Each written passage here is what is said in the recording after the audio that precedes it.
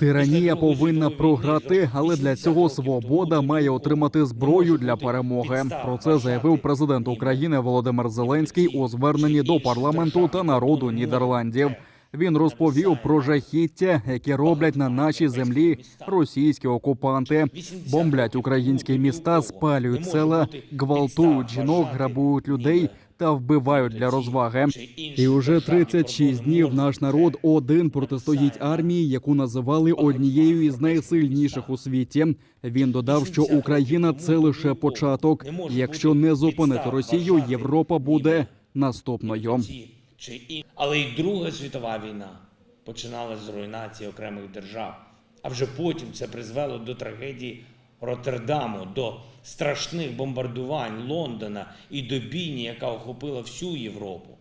Якщо зараз мир на континенті не вдалося зберегти, якщо Велика війна знову повернулася з жорстокістю не меншою, ніж 80 років тому, то ні у кого не може бути підстав вважати, нібито ці чи інші державні кордони можуть стримати агресію.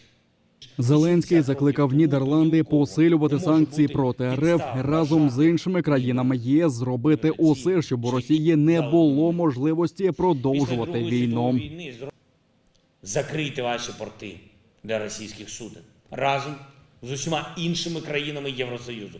Припиніть будь-яку торгівлю з цією державою, яка забула всі уроки Другої світової війни. Готуйтесь швидше відмовитись від російських енергоресурсів, щоб мільярди євро за них не йшли на виробництво зброї і оплату масових вбивств в Україні.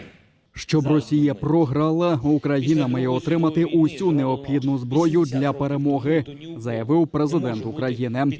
Стінгери та панцерфаусти дозволяють триматись, проте це не зброя перемоги. Нам конче потрібна така зброя, з якою можна зробити безпечним наше небо, з якою можна деблокувати наші українські міста, де Росія влаштовує штучний голод.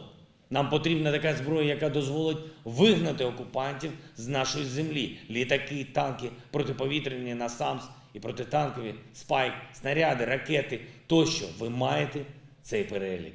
І я сподіваюся, знайдете можливість допомогти нам, як зможете. Допомогти нам із цим.